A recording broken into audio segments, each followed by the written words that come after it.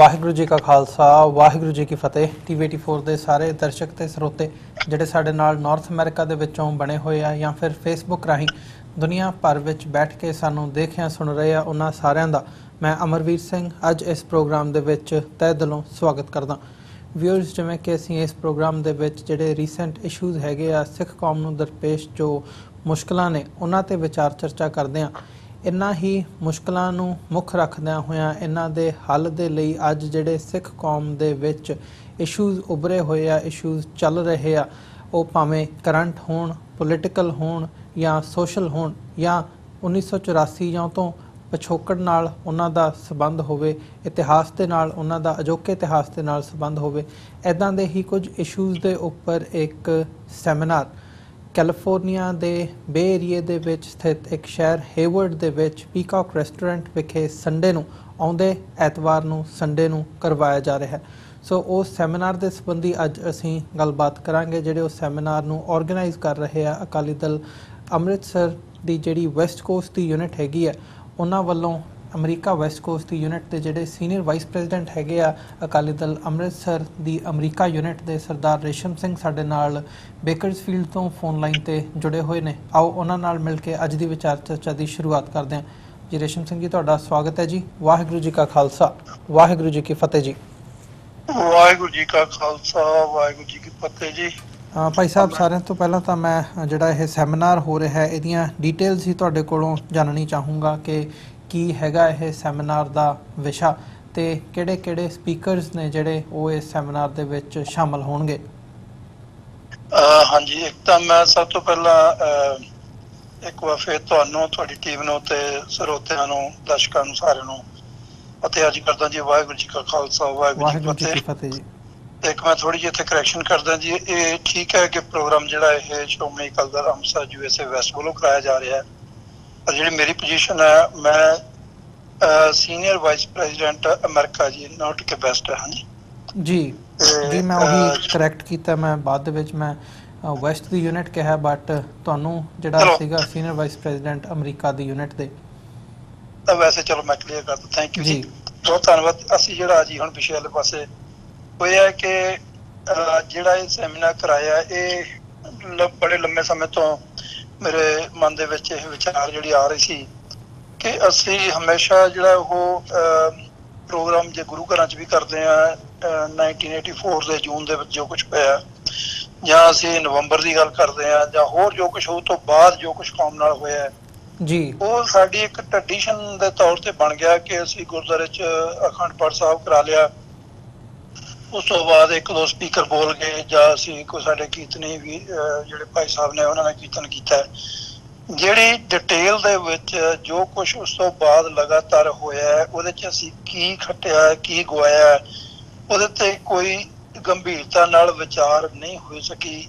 ਤੇ ਇਹ ਇੱਕ ਜ਼ਰੂਰੀ ਹਿੱਸਾ ਸੀਗਾ ਇੱਕ ਸਾਡੇ ਸੰਘਰਸ਼ ਦਾ ਕਿ ਅਸੀਂ ਉਹਦਾ ਨਾਲ ਨਾਲ ਐਨਾਲਿਸਿਸ ਕਰੀਏ ਕਿ ਅਸੀਂ ਇਸ 34 ਸਾਲ ਦੇ ਸੰਘਰਸ਼ ਦੇ ਵਿੱਚ, ਮੈਂ ਤਾਂ ਇਹਨੂੰ ਸੰਘਰਸ਼ ਨੂੰ ਜਿਹੜਾ ਇਹ ਗੁਰੂ ਨਾਨਕ ਸਾਹਿਬ ਦੇ ਜੋ ਨਿਰਮਲ ਪੰਥ ਚਲਾਉਣ ਤੋਂ ਹੀ ਇਹਨੂੰ ਮਿੱਥ ਕੇ ਚੱਲਦਾ ਹੈ। ਪਰ ਜੇ ਅਸੀਂ ਰੀਸੈਂਟ ਘਟਨਾਵਾਂ ਦੀ ਗੱਲ ਕਰੀਏ ਜਿਹੜੀਆਂ ਪਿਛਲੇ 34 ਸਾਲਾਂ 'ਚ ਵਾਪਰੀਆਂ ਨੇ, ਜੇ ਉਹਨਾਂ ਦੀ ਵੀ ਗੱਲ ਕਰੀਏ ਤਾਂ ਵੀ ਉਹਦੇ 'ਚ ਜੋ ਕੁਛ ਅਸੀਂ, ਜੋ ਕੁਛ ਕੌਮ ਨੇ ਸੰਘਰਸ਼ ਕੀਤਾ, ਜਿੰਨੀਆਂ ਕੁ ਸ਼ਹਾਦਤਾਂ ਦਿੱਤੀਆਂ ਨੇ, ਆਰਥਿਕ ਤੌਰ ਤੇ ਜਿਹੜੀ ਮਾਰ ਖਾਧੀ ਹੈ, ਫਿਜ਼ੀਕਲੀ ਕੌਮ ਨੂੰ ਜਿਹੜੀ ਮਾਰ ਪਈ ਹੈ, ਜਾਂ ਸਿਧਾਂਤਕ ਤੌਰ ਤੇ ਵੀ ਜਿਹੜੀ ਕੌਮ ਨੂੰ ਮਾਰ ਪਈ ਹੈ, ਉਹਦੀ ਗੱਲ ਸੰਜੀਦਗੀ ਨਾਲ ਨਹੀਂ ਹੋ ਸਕੀ। ਉਹਨੇ ਸੈਮੀਨਾਰ ਜਾਂ ਉਹਨੀਆਂ ਵਿਚਾਰ ਗੋਸ਼ਟੀਆਂ ਜਿੰਨੀਆਂ ਹੋਣੀਆਂ ਚਾਹੀਦੀਆਂ ਸੀ ਨਹੀਂ ਹੋ ਸਕੀਆਂ। ਸੋ ਇਸ ਗੱਲ ਨੂੰ ਲੈ ਕੇ ਮਨ ਦੇ ਵਿੱਚ ਆਇਆ ਸੀਗਾ ਕਿ ਕਿਉਂ ਨਾ ਇੱਕ ਲੜੀਵਾਰ ਜਿਹੜਾ ਇਹ ਸੈਮੀਨਾਰਸ ਕਰਾਏ ਜਾਣ, ਤੇ ਜਿੱਥੇ ਲੋਕਾਂ ਨੂੰ, ਬਹੁਤ ਸਾਰੇ ਲੋਕ ਦੇਖੋ ਭਾਈ ਸਾਹਿਬ ਜੀ ਇਸ ਗੱਲ ਨੂੰ ਨਹੀਂ ਸਮਝਦੇ ਹੁੰਦੇ ਕਿ ਅਸਲ ਦੇ ਵਿੱਚ ਸਰਕਾਰਾਂ ਕੀ ਕਰ ਰਹੀਆਂ ਨੇ, ਸਰਕਾਰੀ ਏਜੰਸੀਆਂ ਕੀ ਕਰ ਰਹੀਆਂ ਨੇ, ਤੇ ਮੀਡੀਆ ਦਾ ਕੀ ਰੋਲ ਹੈਗਾ, ਜਾਂ ਅਸੀਂ ਇਹ ਨਹੀਂ ਸਮਝਦੇ ਹੁੰਦੇ ਕਿ ਮੀਡੀਆ ਜਿਹੜਾ ਕਿਹੜੇ ਪੱਖ ਤੋਂ ਜਿਹੜੀ ਆਪਣੀ ਖਬਰ ਦੇ ਰਿਹਾ ਹੈ, ਉਹਦੇ ਨਾਲ ਨਾਲ ਜਿਹੜੇ ਲੋਕ ਸੰਘਰਸ਼ ਕਰ ਰਹੇ ਨੇ ਉਹ ਕਿਹੜੀਆਂ ਭਾਵਨਾਵਾਂ ਨੂੰ ਲੈ ਕੇ ਚੱਲੇ ਹੋਏ ਨੇ, ਜਾਂ ਉਹਨਾਂ ਦਾ ਨਿੱਜੀ ਤੌਰ ਤੇ ਜਾਂ ਕੌਮੀ ਤੌਰ ਤੇ ਕੀ ਨੁਕਸਾਨ ਹੋਇਆ ਜੀ। ਸੋ ਇਹ ਸਾਰੀਆਂ ਗੱਲਾਂ ਜਿਹੜੀਆਂ ਉਹ ਸੈਮੀਨਾਰ ਦੇ ਵਿੱਚ ਜਿਹੜੀਆਂ ਕੀਤੀਆਂ ਜਾ ਸਕਦੀਆਂ ਔਰ ਕੀਤੀਆਂ ਜਾਂਦੀਆਂ ਨੇ, ਕਰਾਂਗੇ। ਸੋ ਉਹਦੇ 'ਚ ਇੱਕ ਤਾਂ ਸਭ ਤੋਂ ਪਹਿਲਾਂ ਸਾਡੇ ਕੋਲ ਬੁਲਾਰੇ ਨੇ ਡਾਕਟਰ ਅਮਰਜੀਤ ਸਿੰਘ ਜੀ, ਜਿਹੜੇ ਸਾਨੂੰ ਇਸ ਸੰਘਰਸ਼ ਨਾਲ, ਸਾਡੇ ਨਾਲ ਕੀ ਹੋਇਆ, ਇਹ ਕਿਉਂ ਸਾਨੂੰ ਇਹ ਲੜਾਈ ਜਿਹੜੀ ਹੈ ਵੱਖਰੇ ਦੇਸ਼ ਦੀ ਵੱਖਰੀ ਕੌਮ ਦੀ ਲੜਨੀ ਪਈ ਹੈ, ਤੇ ਉਹਦੇ ਪਿੱਛੇ ਕਿਹੜੇ ਕਿਹੜੇ ਕਾਰਨ ਸੀਗੇ, ਤੇ ਅੱਜ ਸਾਡੀ ਲੜਾਈ ਜਿਹੜੀ ਹੈ ਇਹ ਵੱਖਰੇ ਰਾਜ ਦੀ ਜਿਹੜੀ ਗੱਲ ਹੈ, ਖਾਲਿਸਤਾਨ ਦੀ ਜਿਹੜੀ ਗੱਲ ਹੈ ਜੀ, ਜਿਹੜਾ ਕਿ ਇੱਕ ਬਹੁਤ ਵੱਡਾ ਹਊਆ ਬਣਾ ਦਿੱਤਾ ਏਜੰਸੀਆਂ ਨੇ। ਅਸਲ ਦੇ ਵਿੱਚ ਇਹਨੂੰ ਸਹੀ ਤਰੀਕੇ ਨਾਲ ਲੋਕਾਂ ਨੂੰ ਸਮਝਾਉਣ ਵਾਸਤੇ ਜਿਹੜੀ ਇਹ ਘਬਰਾਹਟ ਜਿਹੜੀ ਲੋਕਾਂ 'ਚ ਪਾ ਦਿੱਤੀ ਗਈ ਹੈ ਕਿ ਖਾਲਿਸਤਾਨ ਬਣੂਗਾ, ਬਾਕੀ ਜਿਹੜੇ ਉੱਥੇ ਲੋਕ ਰਹਿੰਦੇ ਨੇ ਉਹਨਾਂ ਦਾ ਕੀ ਬਣੂਗਾ। ਅੱਜ ਵੀ ਬਹੁਤ ਸਾਰੇ ਸਵਾਲ ਜਿਹੜੇ ਇਸ ਤਰ੍ਹਾਂ ਦੇ ਖੜੇ ਕੀਤੇ ਜਾਂਦੇ ਆ, ਔਰ ਜਿਹੜੇ ਲੋਕ ਉਹਨਾਂ ਸਰਕਾਰਾਂ ਦੀ ਰਹਿਨਮਾਈ 'ਚ ਉਹਨਾਂ ਦੀ ਛਤਰ ਛਾਇਆ ਹੇਠ ਆਪਣੇ ਅਹੁਦੇ ਮਾਣ ਰਹੇ ਆ, ਉਹ ਵੀ ਇਹਦੇ 'ਚ ਭਾਈਵਾਲਾ, ਭਾਵੇਂ ਉਹ ਸਿੱਖ ਹੋਣ ਜਾਂ ਕੋਈ ਹੋਰ ਹੋਣ, ਉਹ ਇਸ ਤਰੀਕੇ ਨਾਲ ਇਹਨੂੰ ਪ੍ਰੈਜ਼ੈਂਟ ਕਰਦੇ ਆ ਕਿ ਦੇਖੋ ਜੀ ਇਹ ਤਾਂ ਬਹੁਤ ਛੋਟਾ ਜਿਹਾ ਟੁਕੜਾ ਰਹਿ ਜਾਊਗਾ, ਇਹਦੇ ਤੇ ਬਹੁਤ ਸਾਰੀਆਂ ਪ੍ਰੋਬਲਮ ਆਉਣਗੀਆਂ, ਬਾਕੀ ਜਿਹੜੇ ਭਾਈਚਾਰਾ ਹੈਗਾ, ਹਿੰਦੂ ਆ, ਮੁਸਲਮਾਨ ਆ, ਈਸਾਈ ਹੈ, ਉਹਨਾਂ ਦਾ ਕੀ ਬਣੂਗਾ। ਸੋ ਇਹ ਬਹੁਤ ਸਾਰੇ ਵੀਰਾਂ ਦਾ ਵਿਚਾਰ ਇਦਾਂ ਦਾ ਵੀ ਹੈਗਾ ਕਿ ਧਰਮ ਦੇ ਆਧਾਰ ਤੇ ਕੋਈ ਰਾਜ ਨਹੀਂ ਬਣਨਾ ਚਾਹੀਦਾ। ਸੋ ਸਾਡੇ ਗੁਰੂ ਸਾਹਿਬਾਂ ਨੇ ਸਾਨੂੰ ਇਹ ਗੱਲ ਸਮਝਾਈ ਹੋਈ ਹੈ ਕਿ ਜੇ ਧਰਮ ਦਾ ਰਾਜ ਹੋਵੇ ਤਾਂ ਉਹ ਕਰੂਲ ਨਹੀਂ ਹੁੰਦਾ। ਪਰ ਦੁਨੀਆ ਦੇ ਅਸੀਂ ਦੇਖਦੇ ਹਾਂ ਦੌਰ ਦੇ ਵਿੱਚ, ਜੇ ਦੁਨੀਆ ਦੇ ਧਰਮਾਂ ਦੀ ਗੱਲ ਕਰੀਏ ਜਾਂ ਉਹਨਾਂ ਨੂੰ ਮੰਨਣ ਵਾਲਿਆਂ ਦੀ ਗੱਲ ਕਰੀਏ, ਤਾਂ ਸਿੱਖ ਧਰਮ ਦੇ ਵਿੱਚ ਜਿਹੜੇ ਗੁਰੂ ਸਾਹਿਬ ਨੇ ਸਾਨੂੰ ਸਿਧਾਂਤ ਦਿੱਤੇ ਹੋਏ ਆ, ਉਹਨਾਂ ਦੇ ਵਿੱਚ ਬਹੁਤ ਫਰਕ ਹੈ ਜੀ। ਸਾਨੂੰ ਤਾਂ ਗੁਰੂ ਸਾਹਿਬ ਨੇ ਇਹ ਵੀ ਦੱਸਿਆ ਵੀ ਲੜਾਈ ਦੇ ਮੈਦਾਨ ਦੇ ਵਿੱਚ ਜੇ ਕਿਸੇ ਦਾ ਹਥਿਆਰ ਡਿੱਗ ਪੈਂਦਾ ਜਾਂ ਕੋਈ ਬੰਦਾ ਹਥਿਆਰ ਸਿੱਟ ਕੇ ਭੱਜ ਜਾਂਦਾ, ਉਹਨੂੰ ਪਿੱਛੋਂ ਵਾਰ ਨਹੀਂ ਕਰਨਾ, ਔਰਤ ਤੇ ਵਾਰ ਨਹੀਂ ਕਰਨਾ, ਬੱਚੇ ਤੇ ਵਾਰ ਨਹੀਂ ਕਰਨਾ, ਬਜ਼ੁਰਗ ਤੇ ਵਾਰ ਨਹੀਂ ਕਰਨਾ। ਇਹ ਦੁਨੀਆ ਦਾ ਹੋਰ ਕੋਈ ਧਰਮ ਨਹੀਂ ਸਿਖਾਉਂਦਾ ਇਹੋ ਜਿਹੀ ਲੜਾਈ। ਇਹ ਸਿਰਫ ਤੇ ਸਿਰਫ ਇਹ ਜਿਹੜੇ ਸਿਧਾਂਤਕ ਜਿਹੜੇ ਵਿਚਾਰ ਨੇ, ਇਹ ਸਿਰਫ ਤੇ ਸਿਰਫ ਸਿੱਖੀ ਦੇ ਵਿੱਚ ਹੀ ਦਿੱਤੇ ਗਏ ਆ। ਇਹ ਜਿਹੜਾ ਇਹਦੇ ਚ ਸਭ ਤੋਂ ਪਹਿਲੇ ਬੁਲਾਰੇ ਜਿਹੜੇ ਸਾਡੇ ਡਾਕਟਰ ਅਮਰਜੀਤ ਸਿੰਘ ਜੀ, ਉਹ ਇਹਦੇ ਤੇ ਚਾਨਣਾ ਪਾਉਣਗੇ ਕਿ ਅੱਜ ਤੱਕ 1984 ਤੋਂ ਲੈ ਕੇ ਅੱਜ ਤੱਕ ਜਿਹੜਾ ਸੀ ਸੰਘਰਸ਼ ਜਿਹੜਾ ਐਲਾਨਿਆ ਸੀ, ਵੱਖਰੇ ਰਾਜ ਦੀ ਗੱਲ ਸੀ ਜੀ, ਉਹ ਅੱਜ ਸਾਡੀ ਜਿਹੜੀ ਹੈ ਜਿਹੜੀ ਗੱਲਬਾਤ ਹੈ ਉਹ ਕਿੱਥੇ ਤੱਕ ਪਹੁੰਚੀ ਹੈ, ਕਿਹੜੀਆਂ ਕਿਹੜੀਆਂ ਸਾਡੀਆਂ ਕਮੀਆਂ ਰਹੀਆਂ, ਤੇ ਆਉਣ ਵਾਲੇ ਸਮੇਂ ਦੇ ਵਿੱਚ ਇਹ ਭਵਿੱਖ ਕੀ ਹੋਊਗਾ ਇਹਦਾ ਖਾਲਿਸਤਾਨ ਦਾ, ਫਿਊਚਰ 'ਚ ਕੀ ਅਸੀਂ ਇਹਦੀ ਉਮੀਦ ਰੱਖਦੇ ਹਾਂ।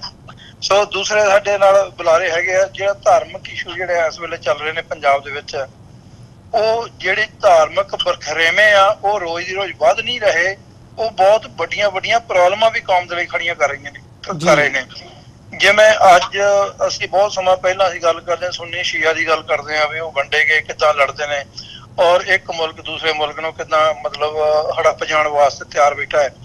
ਸੋ ਐਗਜ਼ੈਕਟਲੀ ਉੱਦਾਂ ਦੀ ਸਿਚੁਏਸ਼ਨ ਜਿਹੜੀ ਆ ਏਜੰਸੀਆਂ ਨੇ ਅੱਜ ਉੱਥੇ ਪੰਜਾਬ ਦੇ ਵਿੱਚ ਜਾਂ ਹਿੰਦੁਸਤਾਨ 'ਚ ਖੜੀ ਕਰਤੀ ਹੈ ਕਿ ਮਿਸ਼ਨਰੀ ਤੇ ਟਕਸਾਲੀ ਜਾਂ ਡੇਰੇ ਜਾਂ ਮਿਸ਼ਨਰੀ, ਇਹ ਸਾਰੀਆਂ ਚੀਜ਼ਾਂ ਨੂੰ ਨੌਨ ਇਸ਼ੂਜ਼ ਨੂੰ ਇਸ਼ੂ ਬਣਾ ਕੇ, ਇੱਕ ਮੈਂ ਇੱਥੇ ਜ਼ਰੂਰ ਦੱਸਣਾ ਚਾਹੁੰਦਾ ਕਿ ਏਜੰਸੀਆਂ ਜਿਹੜੀਆਂ ਆਉਂਦੀਆਂ, ਬਹੁਤ ਸਾਰੇ ਬੰਦੇ ਕਹਿੰਦੇ ਏਜੰਸੀਆਂ ਦਾ ਕੰਮ ਹੈ, ਦੇਖੋ ਜੀ ਗੁਰਦੁਆਰੇ 'ਚ ਲੜਾਈ ਹੋ ਗਈ, ਇੱਥੇ ਏਜੰਸੀਆਂ ਨੇ ਕੀ ਕਰਤਾ ਹੈ ਨਾ ਜੀ। ਏਜੰਸੀਆਂ ਕੋਈ ਵੱਖਰਾ ਰੂਪ ਲੈ ਕੇ ਜਾਂ ਸਿੰਘ ਸਿਰ ਤੇ ਸਿੰਘ ਲਾ ਕੇ ਨਹੀਂ ਆਉਂਦੀਆਂ ਕਦੇ ਵੀ ਗੁਰਦੁਆਰਿਆਂ 'ਚ ਜਾਂ ਕਿਸੇ ਹੋਰ ਕੰਮ 'ਚ। ਉਹ ਜਿਹੜੇ ਨੌਨ ਇਸ਼ੂ ਹੁੰਦੇ ਨੇ ਉਹਨਾਂ ਨੂੰ ਉਭਾਰਦੀਆਂ ਨੇ ਤਾਂ ਕਿ ਲੋਕਾਂ ਦੇ ਵਿੱਚ ਦਫਾੜ ਬਣੇ। ਕਿਸ ਤਰ੍ਹਾਂ ਕੋਈ ਨਾ ਕੋਈ ਇਸ ਤਰੀਕੇ ਦਾ ਬੰਦਾ ਹੁੰਦਾ ਜਿਹੜਾ ਇੱਕ ਗੱਲ ਨੂੰ, ਜਿਹਦੀ ਕੋਈ ਬਹੁਤ ਜ਼ਿਆਦਾ ਇੰਪੋਰਟੈਂਸ ਨਹੀਂ ਵੀ ਹੁੰਦੀ, ਉਸ ਗੱਲ ਨੂੰ ਪਿਕ ਕਰਕੇ ਉਹਨੂੰ ਹੋਰ ਜ਼ਿਆਦਾ ਉਭਾਰਦਾ ਤਾਂ ਕਿ ਲੋਕਾਂ ਨੂੰ ਇਹ ਲੱਗੇ ਕਿ ਵਾਕਿਆ ਇਹ ਗੱਲ ਜਿਹੜੀ ਬਹੁਤ ਇੰਪੋਰਟੈਂਟ ਹੈ, ਜਦੋਂ ਕਿ ਸਿਧਾਂਤਕ ਤੌਰ ਤੇ ਉਸ ਗੱਲ ਦਾ ਕੋਈ ਬਹੁਤ ਵੱਡਾ ਮਾਇਨਾ ਨਹੀਂ ਹੁੰਦਾ ਜੀ। ਸੋ ਇਹ ਏਜੰਸੀਆਂ ਕਿਵੇਂ ਕੰਮ ਕਰਦੀਆਂ ਨੇ, ਇਹਨਾਂ ਨੇ ਕਿਵੇਂ ਕੰਮ ਕੀਤਾ ਸੀ, ਕਿਵੇਂ ਵੰਡੇ ਗਏ ਧਾਰਮਿਕ ਤੌਰ ਤੇ, ਇਹਦੇ ਨਾਲ ਕੌਮੀ ਤੌਰ ਤੇ ਸਾਡਾ ਕੀ ਨੁਕਸਾਨ ਹੋਇਆ ਤੇ ਹੋ ਰਿਹਾ, ਇਹ ਇੱਕ ਸਾਡੇ ਮੂਹਰੇ ਇਸ਼ੂ ਪਿਆ ਜਿਹੜਾ ਕਿ ਬਹੁਤ ਗੰਭੀਰ ਹੈ, ਜਿਹੜਾ ਵੱਖਰੇ ਰਾਜ ਨਾਲੋਂ ਵੀ ਜ਼ਿਆਦਾ ਗੰਭੀਰ ਹੈ। ਉਹਦਾ ਕਾਰਨ ਇਹ ਹੈ ਕਿ ਅੱਜ ਅਸੀਂ ਉਸ ਜਿਹੜਾ ਸਰਕਾਰਾਂ ਦਾ ਏਜੰਸੀਆਂ ਦਾ ਛੜਯੰਤਰ ਸੀਗਾ ਉਹਦੇ 'ਚ ਇੰਨੀ ਬੁਰੀ ਤਰ੍ਹਾਂ ਫਸ ਗਏ ਆ ਕਿ ਅਸੀਂ ਆਪਣੇ ਭਰਾਵਾਂ ਦੀਆਂ ਪੱਗਾਂ ਲਾਉਣ ਤੱਕ ਪਹੁੰਚ ਗਏ ਆ ਜੀ। ਇਹਦੇ 'ਚ ਇੱਕ ਗੱਲ ਜਿਹੜੀ ਅਸੀਂ ਇਹਦੇ ਤੇ ਸਾਡੇ ਬੁਲਾਰੇ ਹੈਗੇ ਨੇ ਡਾਕਟਰ ਸੁਖਪ੍ਰੀਤ ਸਿੰਘ ਜੀ ਉਦੋਕੇ, ਜਿਹੜੇ ਅੱਜ ਦੇ ਹਾਲਾਤ ਨੂੰ ਪਿਛਲੇ ਸਿੱਖਾਂ ਨੇ ਜਿਹੜਾ ਜੋ ਸੰਘਰਸ਼ ਲੜੇ, ਜੋ ਸਾਡੀ ਹਿਸਟਰੀ ਹੈ, ਚਾਹੇ ਉਹ ਖਾਲਸਾ ਰਾਜ ਦੀ ਹੈ, ਬਾਬਾ ਬੰਦਾ ਸਿੰਘ ਬਹਾਦਰ ਦੀ ਹੈ, ਮਹਾਰਾਜਾ ਰਣਜੀਤ ਸਿੰਘ ਦੇ 'ਚ ਅਸੀਂ 40 ਸਾਲ ਦੀ ਗੱਲ ਕਰਦੇ ਹਾਂ, ਉਹ ਸਾਰੀ ਹਿਸਟਰੀ ਦੇ ਵਿੱਚੋਂ ਜਾਂ ਉਹ ਜਦੋਂ ਸਿੰਘਾਂ ਨੇ ਉਹਨਾਂ ਹਾਲਾਤਾਂ 'ਚ ਉਹ ਜੰਗ ਲੜੇ, ਉਹਦੇ 'ਚ ਕਿਹੜੇ ਸਿਧਾਂਤ ਜਿਹੜੇ ਸੀ ਉਹਨਾਂ ਨੇ ਫੋਲੋ ਕੀਤੇ, ਜਾਂ ਅੱਜ ਜਿਹੜੀ ਲੜਾਈ ਲੜ ਰਹੇ ਆ ਉਹਦੇ 'ਚ ਇਹ ਇਸ਼ੂ ਜਿਹੜੇ ਆ ਕਿਉਂ ਉਭਾਰੇ ਗਏ ਆ, ਤੇ ਆਉਣ ਵਾਲੇ ਸਮੇਂ 'ਚ ਕੌਮ ਨੂੰ ਇਹਦਾ ਕੀ ਨੁਕਸਾਨ ਹੋਊਗਾ, ਇਹਦੇ ਤੇ ਅਸੀਂ ਫੋਕਸ ਕਰਾਂਗੇ। ਤੇ ਉਹਦੇ ਲਈ ਸਾਡੇ ਬੁਲਾਰੇ ਜਿਹੜੇ ਆ ਡਾਕਟਰ ਸੁਖਪ੍ਰੀਤ ਸਿੰਘ ਜੀ ਉਦੋਕੇ, ਉਹ ਆ ਚੁੱਕੇ ਨੇ ਪੰਜਾਬ ਤੋਂ, ਇੱਥੇ ਪਹੁੰਚ ਗਏ ਨੇ ਬੋਨੀਆਂ 'ਚ। ਸੋ ਉਹ ਆਪਣੇ ਜਿਹੜੇ ਵਿਚਾਰ ਇਹਦੇ ਰੱਖਣਗੇ। ਤੀਸਰਾ ਜਿਹੜਾ ਸਾਡਾ ਵਿਸ਼ਾ ਉਹਦੇ 'ਚ ਰੱਖਿਆ ਹੋਇਆ ਉਹ ਹੈਗਾ ਕਿ ਸਾਡੀ ਪੰਜਾਬ ਨੂੰ ਖਾਸ ਕਰਕੇ ਸਿੱਖਾਂ ਨੂੰ ਆਮ ਕਰਕੇ ਪੂਰੇ ਹਿੰਦੁਸਤਾਨ ਦੇ ਵਿੱਚ ਕਿਸ ਤਰੀਕੇ ਨਾਲ ਆਰਥਿਕ ਤੌਰ ਤੇ ਮਾਰਿਆ ਜਾ ਰਿਹਾ ਹੈ। ਇਹ ਇੱਕ ਮਾੜੀ ਰਾਜਨੀਤੀ ਦੀ ਇੱਕ ਸਾਜ਼ਿਸ਼ ਹੈ ਕਿ ਕਿਸੇ ਕੌਮ ਨੂੰ, ਕਿਸੇ ਦੇਸ਼ ਨੂੰ ਜਦੋਂ ਹੜੱਪਣਾ ਹੋਵੇ ਤਾਂ ਸਭ ਤੋਂ ਪਹਿਲਾਂ ਉਹਦੀ ਆਰਥਿਕਤਾ ਜਿਹੜੀ ਹੈ ਉਹਨੂੰ ਖਤਮ ਕੀਤਾ ਜਾਂਦਾ ਹੈ। ਇਹ ਹਿਸਟਰੀ ਹੈ। ਹਾਂਜੀ, ਸੋ ਅੱਜ ਇਹ ਸਾਨੂੰ ਸਮਝਣ ਦੀ ਲੋੜ ਹੈ ਕਿ ਅੱਜ ਜਿਹੜੇ ਅਸੀਂ ਜ਼ਿਮੀਂਦਾਰਾਂ ਦੀ ਗੱਲ ਕਰਦੇ ਹਾਂ, ਖੁਦਕੁਸ਼ੀਆਂ ਕਰ ਰਹੇ ਹਾਂ, ਜਿਹੜੇ 2-2 ਲੱਖ ਰੁਪਏ 3-3 ਲੱਖ ਰੁਪਏ ਲਈ ਖੁਦਕੁਸ਼ੀਆਂ ਕਰ ਰਹੇ ਆ, 5-5 7-7 ਏਕੜ ਜ਼ਮੀਨ ਦੇ ਮਾਲਕ ਹੈ, ਉਹ ਇੰਨੇ ਮੋਰਲੀ ਕਿਉਂ ਡਾਊਨ ਚਲੇ ਗਏ ਜਦੋਂ ਕਿ ਹਾਲਾਂਕਿ ਜਿਹੜਾ 5-7 ਕਿੱਲਿਆਂ ਦਾ ਮਾਲਕ ਹੈ ਉਹ 2-2.5 ਲੱਖ ਲਈ 3 ਲੱਖ ਲਈ ਕਿਉਂ ਖੁਦਕੁਸ਼ੀ ਕਰੂਗਾ ਜਦੋਂ ਕਿ ਇੱਕ ਜਿਹੜਾ 50-50 ਲੱਖ ਦਾ ਵਿਕਦਾ ਹੈ। ਸੋ ਇਹ ਸਾਰੇ ਕਾਰਨ ਕੀ ਬਣੇ ਇਹਦੇ ਪਿੱਛੇ? ਜਿਹੜਾ ਡਿਪਰੈਸ਼ਨ ਹੈ ਜਾਂ ਸਰਕਾਰੀ ਨੀਤੀਆਂ ਨੇ ਕਿਸਾਨ ਨੂੰ ਮਾਰਨ ਦੀਆਂ, ਉਹਦੇ ਬਾਰੇ ਗੱਲ ਜਿਹੜੀ ਆ ਉਹ ਕਿਸੇ ਸਿਸਟਮ 'ਚ ਕਰਨੀ ਚਾਹੀਦੀ ਸੀ। ਉਹ ਵਿਚਾਰ ਕਰਕੇ ਅਸੀਂ ਉਹਦੇ ਤੇ ਅਸੀਂ ਲੈ ਕੇ ਆਏ ਹਾਂ ਡਾਕਟਰ ਧਰਮਵੀਰ ਗਾਂਧੀ, ਤੇ ਉਹ ਇਹਦੇ ਤੇ ਆਪਣੇ ਵਿਚਾਰ ਦੇਣਗੇ। ਸੋ ਇਹ ਗੱਲ ਜਿਹੜੀ ਆਰਥਿਕ ਤੌਰ ਤੇ ਜਿਹੜੀ ਹੈ ਕੌਮ ਨੂੰ ਮਾਰਨ ਵਾਲੀ ਗੱਲ ਹੈ। ਇੱਥੋਂ ਹੀ ਸਾਡੀ ਜਿਹੜੀ ਆ ਗੁਲਾਮੀ ਦਾ ਮੁੱਢ ਵੱਜਦਾ ਹੈ ਤੇ ਅੱਜ ਕੌਮ ਜਿਹੜੀ ਆ ਕਿਵੇਂ ਆਰਥਿਕ ਤੌਰ ਤੇ ਗੁਲਾਮ ਹੋਈ ਹੈ, ਉਹਦੇ ਨਾਲ ਜਿਹੜੀ ਉਹਨਾਂ ਦੀ ਮਾਨਸਿਕਤਾ ਕਿਵੇਂ ਚੇਂਜ ਹੋਈ ਹੈ ਕੌਮ ਦੀ। ਤੇ ਅੱਜ ਅਸੀਂ ਨਸ਼ਿਆਂ 'ਚ ਸਾਡੇ ਬੱਚੇ ਚਲੇ ਗਏ, ਐਜੂਕੇਸ਼ਨ ਸਾਡੀ ਖਤਮ ਕਰ ਦਿੱਤੀ ਗਈ, ਔਰ ਇਹਦੇ ਪਿੱਛੇ ਸਾਰੇ ਆਰਥਿਕ ਕਾਰਨ ਜਿਹੜੇ ਕਿਹੜੇ ਨੇ ਔਰ ਉਹ ਕਿਸ ਤਰੀਕੇ ਨਾਲ ਇੰਪਲੀਮੈਂਟ ਹੋ ਰਹੇ ਆ। ਇੱਕ ਡਰੇਨ ਪਾਲਿਸੀ ਜਿਹੜੀ ਹੈ, ਮੈਂ ਅਮਰੀਕਨ ਹਿਸਟਰੀ 'ਚ ਮੈਂ ਪੜ੍ਹ ਰਿਹਾ ਸੀ ਕਿ ਇੱਕ ਨੀਤੀ ਹੁੰਦੀ ਹੈ ਕਿ ਜੇ ਕਿਸੇ ਮੁਲਕ ਨੂੰ ਜਾਂ ਕਿਸੇ ਕੌਮ ਨੂੰ ਤੁਸੀਂ ਮਾਰਨਾ ਹੈ ਤਾਂ ਉਹ ਸਭ ਤੋਂ ਪਹਿਲਾਂ ਉਹਦੇ ਤੇ ਆਰਥਿਕ ਨੀਤੀ ਦੇ ਉੱਤੇ ਅਟੈਕ ਕੀਤਾ ਜਾਂਦਾ ਹੈ। ਹਾਂਜੀ, ਤਾਂ ਉਹ ਜਿਹੜੀ ਆਰਥਿਕਤਾ ਜਿਹੜੀ ਆ ਉਹ ਕਿਉਂ ਅਟੈਕ ਹੋ ਰਹੀ ਹੈ, ਕਿਉਂਕਿ ਬਾਅਦ ਉੱਤੇ ਬਾਰ-ਬਾਰ ਹਮਲੇ ਹੋ ਰਹੇ ਆ, ਔਰ ਮੀਡੀਆ ਦੇ ਵਿੱਚ ਉਹ ਗੱਲਾਂ ਨੂੰ ਬੜੇ ਇਸ਼ੂ ਬਣਾ ਕੇ ਤਾਂ ਉਹ ਜਿਹੜਾ ਲੋਕਾਂ ਦੇ ਸਾਹਮਣੇ ਦੱਸਿਆ ਜਾਂਦਾ, ਆਹ ਸਰਕਾਰ ਆਹ ਕਰ ਰਹੀ ਹੈ, ਦੂਜੀ ਸਰਕਾਰ ਆਹ ਕਰ ਰਹੀ ਹੈ। ਬੇਸਿਕਲੀ ਉਹਦੇ 'ਚ ਕੁਛ ਵੀ ਨਹੀਂ ਹੋ ਰਿਹਾ। ਸਿਰਫ ਤੇ ਸਿਰਫ ਸਿੱਖਾਂ ਨੂੰ ਜਾਂ ਜ਼ਿਮੀਂਦਾਰਾਂ ਨੂੰ ਜਾਂ ਸਾਡੇ ਜਿਹੜੇ ਖੇਤ ਮਜ਼ਦੂਰ ਹੈ ਉਹਨਾਂ ਨੂੰ ਮਾਰਨ ਵਾਸਤੇ ਇੱਕ ਪਲਾਨ ਹੈਗੀ ਹੈ ਕਿ ਜਿਹੜਾ ਬੰਦਾ ਜਿਹਦਾ ਢਿੱਡ ਭਰ ਕੇ ਰੋਟੀ ਵੀ ਨਹੀਂ ਖਾ ਸਕਦਾ, ਉਹ ਆਪਣੇ ਰਾਜ ਦੀ ਗੱਲ ਕੀ ਕਰੂਗਾ, ਉਹ ਆਪਣੇ ਹੱਕਾਂ ਦੀ ਗੱਲ ਕੀ ਕਰੂਗਾ। ਇਹ ਇਸ਼ੂ ਜਿਹੜਾ ਬਹੁਤ ਗੰਭੀਰ ਹੈ। ਸੋ ਇਹਦੇ ਤੇ ਗੱਲ ਕਰਨਗੇ ਡਾਕਟਰ ਧਰਮਵੀਰ ਜੀ ਗਾਂਧੀ, ਜਿਹੜੇ ਮੈਂਬਰ ਪਾਰਲੀਮੈਂਟ ਹੈ ਪਟਿਆਲੇ ਤੋਂ। ਸੋ ਇਸ ਕਰਕੇ ਉਹਨਾਂ ਦੇ ਨਾਲ ਇੱਕ ਗੱਲ ਹੋਰ ਹੈ ਕਿ ਪਾਰਟੀ ਪ੍ਰਧਾਨ ਸਰਦਾਰ ਸਿਮਰਨ ਸਿੰਘ ਮਾਨ ਉਹ ਲਾਈਵ ਹੋਣਗੇ ਟੀਵੀ ਤੇ ਉਹ ਆਪਣੇ ਵਿਚਾਰ ਜਿਹੜੇ ਦੱਸਣਗੇ ਕਿ ਅੱਜ ਜਿਹੜੇ ਪੰਜਾਬ ਦੇ ਵਿੱਚ ਹਿੰਦੁਸਤਾਨ ਦੀ ਉਸ ਕੈਦ ਦੇ ਵਿੱਚ ਬੈਠੇ ਸਿੱਖ ਹੈ, ਉਹਨਾਂ ਦੀ ਮਾਨਸਿਕਤਾ ਜਿਹੜੀ ਆ ਉਹਨੇ ਕਿਵੇਂ ਪ੍ਰਭਾਵ ਪਾਇਆ ਇਸ ਗੁਲਾਮੀ ਨੇ, ਔਰ ਆਉਣ ਵਾਲੇ ਸਮੇਂ ਦੇ ਵਿੱਚ ਜਾਂ ਏਦਾਂ ਲਾ ਲਈਏ ਕਿ ਜਿਹੜਾ ਪਿਛਲੇ 34-35 ਸਾਲਾਂ 'ਚ ਸਿੱਖਾਂ ਦੇ ਉੱਤੇ ਜ਼ਬਰ ਹੋਇਆ ਹੈ, ਉਹਦੇ ਨਾਲ ਅੱਜ ਸਿੱਖਾਂ ਦੀ ਮਾਨਸਿਕਤਾ ਜਿਹੜੀ ਉਹ ਕਿੱਥੇ ਖੜੀ ਹੈ। ਸੋ ਆਉਣ ਵਾਲੇ ਸਮੇਂ 'ਚ ਇਹਦਾ ਕੀ ਹੱਲ ਹੋ ਸਕਦਾ ਹੈ, ਇਹਦੇ ਤੇ ਆਪਣੇ ਵਿਚਾਰ ਦੇਣਗੇ ਪਾਰਟੀ ਪ੍ਰਧਾਨ ਸਰਦਾਰ ਸਿਮਰਨ ਸਿੰਘ ਮਾਨ। ਉਹਦੇ ਨਾਲ ਹੋਰ ਵੀ 1-2 ਬੁਲਾਰੇ ਸਾਡੇ ਹੈਗੇ ਆ, ਜਿਵੇਂ ਭਾਈ ਤਰਲੋਚਨ ਸਿੰਘ ਜੀ ਦੁਪਾਲਪੁਰ, ਉਹ ਵੀ ਆਪਣੇ 15 ਮਿੰਟ ਦੇ ਵਿਚਾਰ ਦੇਣਗੇ। ਤੇ ਮੀਡੀਆ ਦਾ ਕੀ ਇਹਦੇ 'ਚ ਸਾਰੇ 'ਚ ਰੋਲ ਹੈਗਾ, ਉਹਦੇ ਤੇ ਬੋਲਣ ਵਾਸਤੇ ਆਏ ਆ ਰਿਆੜ ਜਸ ਪੰਜਾਬੀ ਤੋਂ। ਸੋ ਇਹ ਸਾਰੇ ਜਿਹੜੇ ਆ ਰਲ ਮਿਲ ਵਿਚਾਰ ਜਿਹੜੇ ਅੱਜ ਦੇ ਜਿਹੜੇ ਸਾਡੇ ਮੇਨ ਇਸ਼ੂ ਹੈਗੇ ਆ ਉਹਨਾਂ ਦੇ ਉੱਤੇ ਅਸੀਂ ਫੋਕਸ ਕਰਾਂਗੇ ਜੀ ਸਾਰਾ। ਜੀ ਭਾਈ ਸਾਹਿਬ, ਜਿਵੇਂ ਤੁਸੀਂ ਇਸ ਸੈਮੀਨਾਰ ਦਾ ਤੁਸੀਂ ਵੇਰਵਾ ਦਿੱਤਾ ਹੈਗਾ ਕਿ ਕੀ ਉਮੀਦ ਕੀਤੀ ਜਾ ਸਕਦੀ ਹੈ, ਸੋ ਦਰਸ਼ਕਾਂ ਦੇ ਵਿੱਚ ਸਾਡੇ ਜਿਹੜੇ ਇਸ ਵਕਤ ਸਾਡੇ ਨਾਲ ਬਣੇ ਹੋਏ ਆ ਜਾਂ ਆਉਂਦੇ ਸਮੇਂ ਦੇ ਵਿੱਚ ਸੋਸ਼ਲ ਮੀਡੀਆ ਰਾਹੀਂ ਵੀ ਜੁੜਨਗੇ, ਸੋ ਉਮੀਦ ਕਰਦੇ ਹਾਂ ਉਹਨਾਂ ਲਈ ਇੱਕ ਉਤਸੁਕਤਾ ਵੀ ਹੋਵੇਗੀ ਤੇ ਸੈਮੀਨਾਰ ਦੇ ਵਿੱਚ ਜਿਹੜੀ ਪਹੁੰਚਣ ਦੀ ਲਾਈਨ ਹੈਗੀ ਹੈ ਉਹਨੂੰ ਵੀ ਜਿਹੜੇ ਸਾਡੇ ਦਰਸ਼ਕ ਨੇ ਉਹ ਤਰਜੀਹ ਦੇਣਗੇ। ਤੇ ਭਾਈ ਸਾਹਿਬ, ਜੇ ਹੁਣ ਅੱਜ ਦੇ ਇਸ਼ੂਜ਼ ਦੀ ਗੱਲ ਕਰੀਏ, ਖਾਸ ਤੌਰ ਤੇ ਜੇ ਪੰਜਾਬ ਵੱਲ ਨਜ਼ਰ ਮਾਰਨੀ ਹੋਵੇ, ਜਿਵੇਂ ਪਿਛਲੇ ਸਮੇਂ ਦੇ ਵਿੱਚ ਖਾਸ ਤੌਰ ਤੇ ਅਸੀਂ ਬਰਗਾੜੀ ਦੇ ਵਿੱਚ ਜੋ ਗੁਰੂ ਗ੍ਰੰਥ ਸਾਹਿਬ ਦੀ ਬੇਹੁਰਮਤੀ ਹੋਈ, ਉੱਥੋਂ ਇੱਕ ਸਿਲਸਿਲਾ ਆਰੰਭ ਹੋਇਆ, ਅੱਜ ਵੀ ਜਿਹੜਾ ਨਿਰੰਤਰ ਜਾਰੀ ਹੈ ਗੁਰੂ ਗ੍ਰੰਥ ਸਾਹਿਬ ਦੀ ਬੇਅਦਬੀ ਦਾ। ਉਹਦੇ ਤੇ ਸਰਕਾਰ ਦਾ ਕੀ ਰਵੱਈਆ ਰਿਹਾ ਹੈ? ਜਸਟਿਸ ਰਣਜੀਤ ਸਿੰਘ ਕਮਿਸ਼ਨ ਬਣਿਆ ਜਿਹਨੇ 6 ਮਹੀਨੇ ਦੇ ਵਿੱਚ ਆਪਣੀ ਰਿਪੋਰਟ ਸੌਂਪਣੀ ਸੀ, ਪਰ ਹਜੇ ਤੱਕ ਉਹ ਰਿਪੋਰਟ ਨਹੀਂ ਸੌਂਪੀ ਗਈ। ਐਕਸਟੈਂਸ਼ਨ ਦਾ ਸਿਲਸਿਲਾ ਹੈਗਾ। ਇਸ ਇਸ਼ੂ ਨੂੰ ਮੁੱਖ ਰੱਖਦਿਆਂ ਨਾਲ ਸਿੱਖ ਸਿਆਸੀ ਕੈਦੀਆਂ ਦਾ ਤੇ ਹੋਰ ਜਿਹੜੇ ਇਸ਼ੂਜ਼ ਨੇ ਉਹਨੂੰ ਮੁੱਖ ਰੱਖਦਿਆਂ ਅਕਾਲ ਤਖਤ ਵੱਲੋਂ ਜਿਹੜੇ ਕਾਰਜਕਾਰੀ ਜਥੇਦਾਰ ਥਾਪੇ ਗਏ ਸੀ, ਸਰਬੱਤ ਖਾਲਸਾ ਜਿਹੜਾ ਹੋਇਆ ਸੀ ਉਹਦੇ ਵੱਲੋਂ ਜਿਹੜੇ ਅਕਾਲ ਤਖਤ ਦੇ ਕਾਰਜਕਾਰੀ ਜਥੇਦਾਰ ਥਾਪੇ ਗਏ ਸੀ, ਜਥੇਦਾਰ ਭਾਈ ਧਿਆਨ ਸਿੰਘ ਮੰਡ, ਉਹਨਾਂ ਵੱਲੋਂ ਮੋਰਚਾ ਲਾਇਆ ਗਿਆ ਬਰਗਾੜੀ ਵਿਖੇ। ਉਸ ਬਾਰੇ ਤੁਸੀਂ ਕੀ ਸਮਝਦੇ ਹੋ? ਅਕਾਲੀ ਦਲ ਅੰਮ੍ਰਿਤਸਰ ਨੇ ਜਿਹੜੀ ਆਪਣੀ ਸਪੋਰਟ ਹੈਗੀ ਹੈ ਉਹ ਥਰੋ ਕੀਤੀ ਹੈ ਇਸ ਮੋਰਚੇ ਨੂੰ, ਕੀ ਕਹਿਣਾ ਚਾਹੋਗੇ ਇਸ ਬਾਰੇ? ਹਾਂਜੀ, ਬਹੁਤ ਮਿਹਰਬਾਨੀ ਤੁਹਾਡੀ। ਤੁਸੀਂ ਇਹ ਜਿਹੜਾ ਅੱਜ ਦੇ ਹਾਲਾਤ ਦੇ ਵਿੱਚ ਜਿਹੜਾ ਸਾਡਾ ਬਹੁਤ ਗੰਭੀਰ ਮਸਲਾ ਹੈਗਾ ਉਹਦੇ ਤੇ ਆਪਾਂ ਗੱਲਬਾਤ ਕਰ ਰਹੇ ਹਾਂ। ਤੇ ਉਹਦੇ 'ਚ ਮੈਂ ਇਹ ਕਹਿਣਾ ਚਾਹਾਂਗਾ ਕਿ ਜੇ ਅਸੀਂ ਇਹਨੂੰ ਇੱਦਾਂ ਲਈਏ ਕਿ ਜਦੋਂ ਪਹਿਲਾਂ ਸਿਰਸੇ ਵਾਲੇ ਸਾਧ ਨੂੰ ਬਿਨਾਂ ਮੰਗੇ ਤੋਂ ਸਰਕਾਰੀ ਜਥੇਦਾਰਾਂ ਵੱਲੋਂ ਮੁਆਫੀ ਦੇ ਦਿੱਤੀ ਗਈ, ਤੇ ਸ਼ਾਇਦ ਉਸ ਤੋਂ ਪਹਿਲਾਂ ਵੀ ਬਹੁਤ ਇੱਦਾਂ ਦੇ ਉੱਥੋਂ ਹੁਕਮਨਾਮੇ ਜਾਰੀ ਕੀਤੇ ਗਏ ਅਕਾਲ ਤਖ਼ਤ ਸਾਹਿਬ ਤੋਂ ਜਿਹੜੇ ਸਿੱਖ ਸਿਧਾਂਤਾਂ ਮੁਤਾਬਕ ਨਹੀਂ ਸੀਗੇ। ਸਿੱਖਾਂ ਨੇ ਉਹਦਾ ਬੜਾ ਗੰਭੀਰ ਨੋਟਿਸ ਲਿਆ। ਇਹ ਬਿਲਕੁਲ ਇੱਕ ਸਿਰੇ ਦਾ ਜਾਣੀ ਗੰਭੀਰ ਮਸਲਾ ਸੀ ਜਿਹੜਾ ਪੂਰੇ ਦੁਨੀਆ ਤੇ ਬੈਠੇ ਸਿੱਖਾਂ ਨੂੰ ਉਹਨੇ ਝੰਜੋੜ ਕੇ ਰੱਖਿਆ ਹੈ ਵੀ ਇੱਕ ਬੰਦਾ ਜਿਹੜਾ ਗੁਰੂ ਸਾਹਿਬ ਦਾ ਸਵਾਂਗ ਰਚਾਉਂਦਾ ਹੈ, ਇੱਕ ਬੰਦਾ ਜਿਹੜਾ ਇੰਨੀ ਬੇਅਦਬੀ ਕਰਦਾ ਹੈ ਗੁਰੂ ਮਹਾਰਾਜ ਦੇ ਜਿਹੜੀ ਗੁਰਬਾਣੀ ਦੀ ਜਾਂ ਸਿਧਾਂਤ ਦੀ, ਸੋ ਉਹਨੂੰ ਬਿਨਾਂ ਬੁਲਾਏ, ਬਿਨਾਂ ਦੱਸੇ, ਬਿਨਾਂ ਪੁੱਛੇ ਉਹਨੂੰ ਮੁਆਫੀ ਦੇ ਦੇਣੀ, ਇਹਦੇ ਤੇ ਸਿੱਖਾਂ ਦੇ ਵਿੱਚ ਬਹੁਤ ਵੱਡਾ ਰੋਹ ਸੀ। ਉਹਦੇ ਤੇ ਮਤਲਬ ਮੀਟਿੰਗਾਂ ਜਿਹੜੀਆਂ ਬੁਲਾਈਆਂ ਜਾ ਰਹੀਆਂ ਸੀ, ਸਾਰਾ ਕੁਝ ਹੋ ਰਿਹਾ ਸੀ। ਉਹ ਮੀਟਿੰਗਾਂ ਦੇ ਵਿੱਚ ਇਹ ਡਿਸਾਈਡ ਕੀਤਾ ਗਿਆ ਸੀਗਾ ਜਥੇਬੰਦੀਆਂ ਵੱਲੋਂ ਕਿ ਸਰਬੱਤ ਖਾਲਸਾ ਜਿਹੜਾ ਬੁਲਾਇਆ ਜਾਵੇ। ਇਹ ਜਿਹੜੇ ਜਥੇਦਾਰ ਨੇ, ਜਿਹੜੇ ਇੱਕ ਖਾਸ ਪੋਲੀਟੀਕਲ ਪਾਰਟੀ ਸ਼੍ਰੋਮਣੀ ਅਕਾਲੀ ਦਲ ਜਿਹੜਾ ਹੈਗਾ ਉਹਦੇ ਜੇਬ ਚੋਂ ਨਿਕਲੇ ਹੋਏ ਜਿਹੜੇ ਜਥੇਦਾਰ ਹੈ, ਸੋ ਉਹਨਾਂ ਨੂੰ ਜਿਹੜਾ ਚੱਲਦਾ ਕੀਤਾ ਜਾਵੇ। ਇਹ ਸਾਰਾ ਕੁਝ ਜਿਹੜਾ ਉਹ ਸਰਬੱਤ ਖਾਲਸਾ ਬੁਲਾਇਆ ਗਿਆ, ਫਾਈਨਲ ਕੀਤਾ ਗਿਆ। ਉਹਨਾਂ ਦਿਨਾਂ ਦੇ ਵਿੱਚ ਹੀ ਇਹ ਮਈ ਦੇ ਵਿੱਚ ਇਹ ਮੀਟਿੰਗ ਹੋਈ, 26 ਮਈ ਨੂੰ। ਤੇ 1 ਜੂਨ ਨੂੰ ਕੀ ਘਟਨਾ ਵਾਪਰੀ ਹੈ ਕਿ ਉੱਥੋਂ ਗੁਰੂ ਗ੍ਰੰਥ ਸਾਹਿਬ ਫਰੀਦਕੋਟ ਦੇ ਵਿੱਚੋਂ, ਗੁਰੂ ਗ੍ਰੰਥ ਸਾਹਿਬ ਜੀ ਦੇ ਇੱਕ ਫਰੀਦਕੋਟ ਦੇ ਵਿੱਚ ਇੱਕ ਪਿੰਡ ਪੈਂਦਾ ਉੱਥੋਂ ਬਹਿਬਲ ਕਲਾਂ, ਉੱਥੋਂ ਜਿਹੜੇ ਆ ਗੁਰੂ ਗ੍ਰੰਥ ਸਾਹਿਬ ਜੀ ਦੇ ਸਰੂਪ ਜਿਹੜੇ ਚੋਰੀ ਹੋ ਜਾਂਦੇ ਆ। ਸੋ ਇਕੱਲੇ ਉਹ ਚੋਰੀ ਨਹੀਂ ਹੁੰਦੇ ਜੀ, ਉਹ ਤੋਂ ਪਹਿਲਾਂ ਲਗਾਤਾਰ ਉਹ ਬੰਦੇ ਜਿਹੜੇ ਆ ਉਹ ਲਿਖ ਕੇ ਦੀਵਾਰਾਂ ਦੇ ਉੱਤੇ ਪੋਸਟਰ ਲਾਉਂਦੇ ਨੇ ਕਿ ਅਸੀਂ ਗੁਰੂ ਗ੍ਰੰਥ ਸਾਹਿਬ ਜੀ ਦਾ ਜਿਹੜਾ ਸਰੂਪ ਹੈ ਉਹ ਚੋਰੀ ਕਰਾਂਗੇ, ਜੇ ਤੁਹਾਡੇ 'ਚ ਹਿੰਮਤ ਹੈਗੀ ਤਾਂ ਸਾਨੂੰ ਰੋਕ ਲਓ ਜੀ।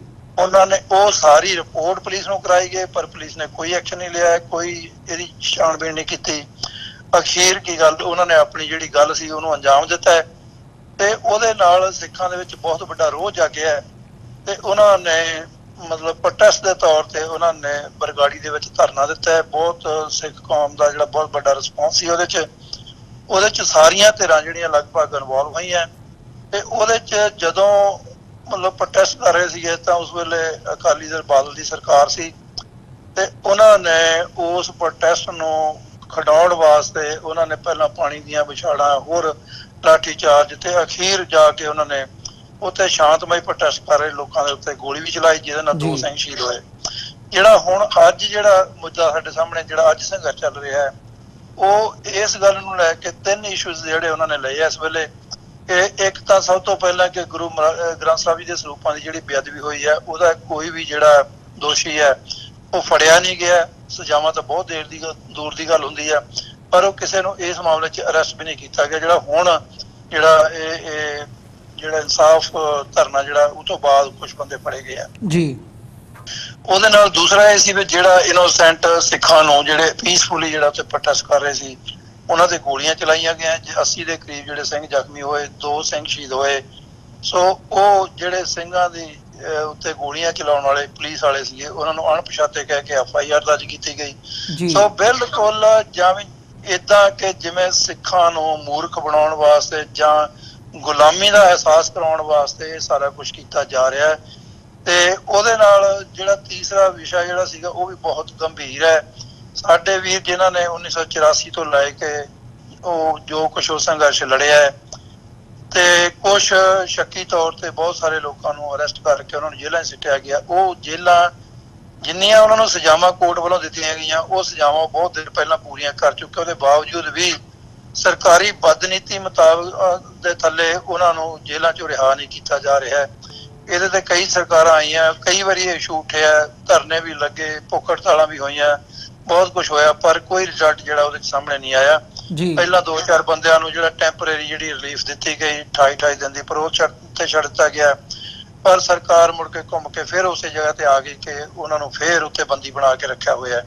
ਸੋ ਇਹ 3 ਇਸ਼ੂ ਲੈ ਕੇ ਜਿਹੜਾ ਬਰਗਾੜੀ ਦੇ ਵਿੱਚ ਉਹਨਾਂ ਨੇ ਇਹ 1 ਜੂਨ ਨੂੰ ਜਿਹੜਾ ਕਿ ਗੁਰੂ ਗ੍ਰੰਥ ਸਾਹਿਬ ਜੀ ਦੇ ਚੋਰੀ ਹੋਣ ਦਾ ਜਿਹੜਾ 3 ਸਾਲ ਹੋ ਗਏ ਸੀ ਪੂਰੇ, ਉਹਦੇ ਤੇ ਜਿਹੜਾ ਬਹੁਤ ਪੰਥਕ ਇਕੱਠ ਹੋਇਆ ਵੱਡਾ ਰੋਸ ਵਜੋਂ।